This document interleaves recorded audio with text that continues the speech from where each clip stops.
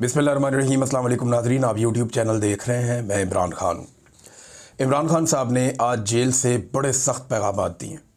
पहले तो इमरान खान साहब की बहनों को मिलने नहीं दिया जा रहा था, सारा दिन वहाँ पे धक्कम पेल होती रही। हाई कोर्ट्स के ऑर्डर्स मौजूद थे, सलमान अकरम राजा साहब गए, उनको फिर भी नहीं मिलवाया गया और बड़ी सख्ती की गई पाकिस्तान तहरीक इंसाफ के कारकुनों पर। आज वहाँ पर टॉर्चर भी हुआ, तशद्दुद का निशाना भी बनाया गया कुछ कारकुनों को। तो ये पंजाब पुलिस की एक्टिविटीज़ हैं। अडयाला जेल का अमला है, वो भी बिल्कुल ताउन नहीं करता। अदालती अहकामात जो है वो हवा में उड़ा दिए जाते हैं। ये एक नॉर्मल रूटीन बनती जा रही है और ये कोई ऐसी चीज़ नहीं है जिसके ऊपर अब हैरत का इजहार किया जाए। इमरान खान साहब की बहनों को धक्के पड़ना, उन्हें बार बार वहाँ से गिरफ्तार कर लेना नॉर्मल चीज़ है। कल ये मरीम नवाज़ के साथ होगा या उसके किसी रिश्तेदार या बहन भाई के साथ होगा या बिलावल के साथ या बिलावल की फुफी ताई के साथ होगा, तो उसको ये ज़हन में रखना चाहिए नॉर्मल चीज़ है, कोई बात नहीं, ये होता रहता है। अभी पीटीआई के साथ हो रहा है, कल आपके साथ होगा। तो जो कुछ आप बोल रहे हैं ये आपको काटना पड़ेगा, मकाफाते अमल है। और ये जो हमारे इस वक्त मिलिट्री एस्टेब्लिशमेंट के साहिबान हैं, उन्हें लगता है कि वो हमेशा दूसरों को गंदा करेंगे, उनकी माओ बहनों को जलील करेंगे और उनको तकालीफ में मुब्तला करेंगे और ये कभी मुड़ के उन पर नहीं आएगा। ये सूद समेत आपको भी अदा करना पड़ेगा। ये जो आग आपने लगाई है ना लोगों के घरों में, ये आपके अपने मिलिट्री एस्टेब्लिशमेंट के जो करता धरता है ना, ये आप दुनिया में जहां मर्जी भाग जाएं, ये आग आपके दरवाजों तक आएगी। यहां इस जग में भी आपको जवाब देना पड़ेगा। परवेज मुशर्रफ की मौत याद है ना, किस किस्म की बीमारी उन्हें लग गई थी, किन हालात में उन्होंने अपनी जिंदगी आखिर में गुजारी। अल्लाह रब्बुल इज़्ज़त का कानून बड़ा सख्त है और फिर जाकर अल्लाह को जवाब भी देना पड़ता है जो मासूमों के साथ किया जाए। जैसे इंसानों को पकड़ पकड़ के अमेरिका के हवाले किया गया, जिस तरीके से कत्लेआम किया गया, सारी दुनिया जानती है। तो इमरान खान साहब ने क्या कहा ज़रा ये आप सुने। ये बड़ी इमरान खान साहब के बड़े स्ट्रेट फॉरवर्ड बयान आते हैं आसिम मुनीर के बारे में। वो ये कहते हैं कि इस वक्त मुल्क का जो कंट्रोल है आसिम मुनीर फर्द वाहिद के पास है। आसिम मुनीर इतना जालिम आदमी है कि एक ज़हनी मरीज है जैसे ये इमरान खान साहब ने कहा। आसिम मुनीर को कहा कि ये बहुत जालिम आदमी है और ये एक ज़हनी मरीज़ की तरह है। पाकिस्तान की तारीख़ में जितना जुल्म आसिम मुनीर ने किया अपने दौर में, इतना किसी और डिक्टेटर ने नहीं किया। ना इन्होंने बच्चे छोड़े, ना औरतें छोड़ी, ना बुज़ुर्ग और ज़ईफ़ लोगों को छोड़ा। फिर डॉक्टर यास्मीन राशिद की इमरान खान साहब ने जेल में एग्ज़ाम्पल दी, क्योंकि वो अपनी बहन एक बहन से वो मिले उस्मा खानम से, तो वो बता रही हैं सारी बातें बाहर आकर कि डॉक्टर यास्मीन राशिद केस की उन्होंने मिसाल दी इमरान खान साहब ने कि वो कब से जेल में है और उनका कसूर क्या है। सिर्फ यही कसूर है कि उन्होंने कहा कि जी मैं पाकिस्तान तहरीक इंसाफ को नहीं छोड़ूंगी, और जिन लोगों ने छोड़ दिया पाकिस्तान तहरीक इंसाफ को उन्हें आम माफ़ी दे दी गई। बुशरा बीबी क्योंकि इमरान खान साहब के साथ डट के खड़ी हो गई तो उन्हें कहते तन्हाई में रखा हुआ है। अब ये अपनी कुर्सी की खातिर कुछ भी कर गुजरेगा। ये आसिम मुनीर के बारे में इमरान खान साहब ने कहा कि आसिम मुनीर साहब अपनी कुर्सी की खातिर, वैसे कुर्सी का जो पुरानी एक आईनी मुद्दत है जो हमेशा से हमारे मुल्क में राइज है, उसके मुताबिक आसिम मुनीर साहब के 3 साल अब पूरे हो गए। ये उनका फेयरवेल का टाइम चल रहा है, बिल्कुल आखिरी चंद दिन रह गए हैं। इसके अंदर वो नॉर्मली आर्मी चीफ तमाम कोर्स में जाते हैं, इधर उधर जाके मुलाकातें करते हैं, अलविदाई मुलाकातें करके खुदा हाफिज करके वाइंड अप कर देते हैं। आर्मी चीफ नॉर्मली ये करते हैं इन दिनों में।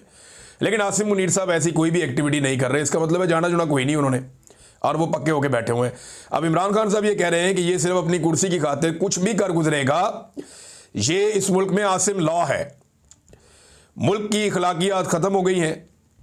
जिस तरह सिक्योरिटी फोर्सेज आम लोगों को गोलियां मार रही हैं, जिस तरह हमारे साथ हुआ, पाकिस्तान तहरीक इंसाफ के कारकुनों को गोलियां मारी गई, जिस तरह मुरीदके में कत्लेआम हुआ, कश्मीर में जो कुछ हुआ अवाम के साथ, इसके पीछे सिर्फ एक आदमी है जो आसिम मुनीर है।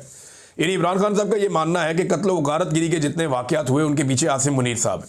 देखिए, जनरल बाजवा ने बड़ा गंद मारा था पाकिस्तान की पॉलिटिक्स में। ख्वाजा आसिफ के बकौल जनरल बाजवा ने वो घटिया और इतनी ज़्यादा सियासत की कि ख्वाजा आसिफ जैसा सियासतदान भी अपनी सारी ज़िंदगी में इतनी सियासत नहीं कर पाया। तो जनरल बाजवा की बड़ी घटिया सियासत थी, लेकिन गोलियां उसके दौर में नहीं चली, इस तरह बंदों का इस तरह कत्लेआम उसके दौर में नहीं हुआ।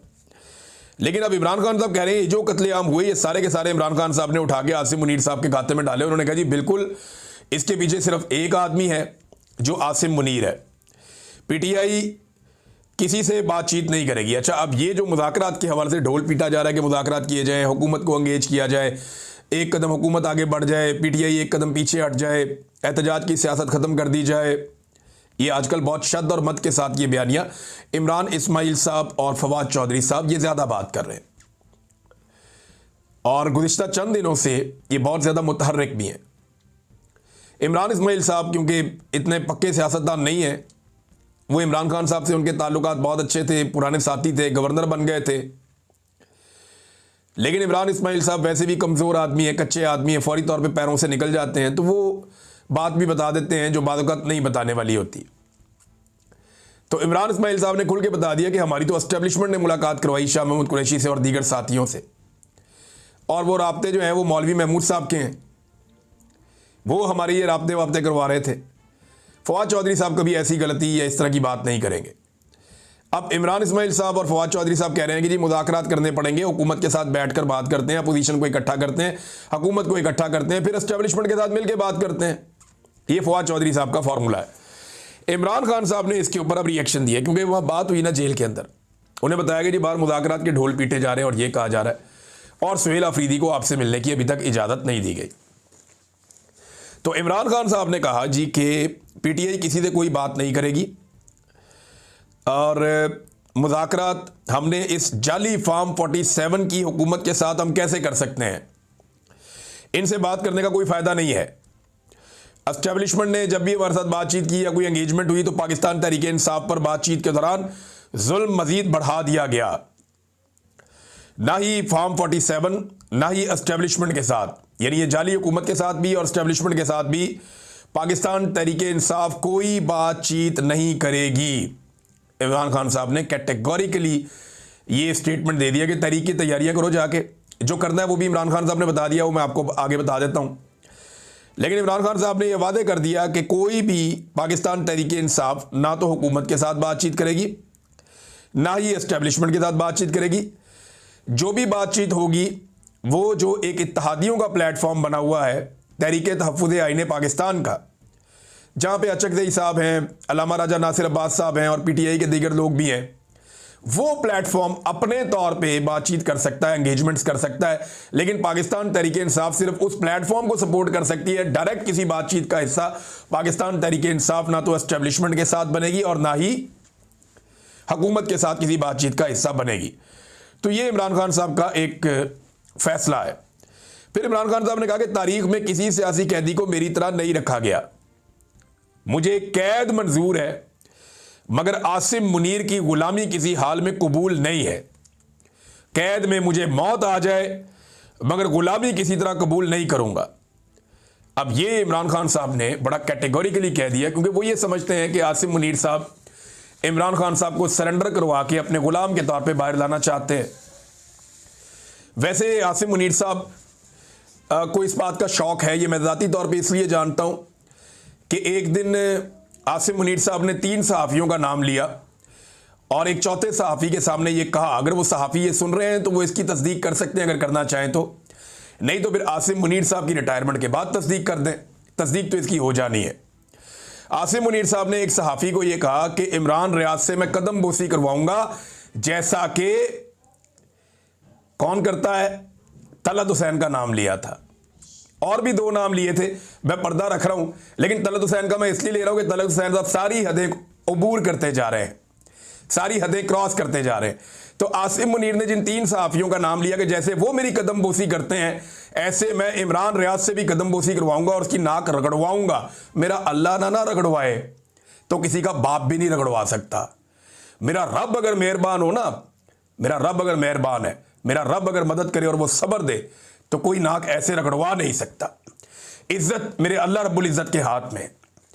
मैं यानी इनकी कैद के अंदर रहा हूं, इन्होंने वो जुल्म किए हैं, अजीबो गरीब इन्होंने हरकतें की हैं, मेरी वो हालत कर दी वो बता नहीं सकता आपको मैं, लेकिन चले कोई नहीं, टाइम गुजर गया। तो ये इमरान खान साहब ने भाई क्लियरली कह दिया, उन्होंने कहा नहीं, मौत कबूल करूंगा, कैद कबूल करूंगा, आसिम मुनीर की गुलामी किसी हालत में कबूल नहीं करूंगा और मैं मरना पसंद करूंगा, ये इमरान खान साहब ने कहा। फिर उन्होंने कहा जी कि दुनिया की तारीख में कौमों का हाल तब तक तब्दील नहीं होता जब तक वो खुद को तैयार नहीं करती। आज़ादी या मौत, आपको एक चुनना पड़ेगा। या आप आज़ादी लेंगे या आप मौत लेंगे। कौम को इस लेवल तक अपने आप को तैयार करना पड़ेगा।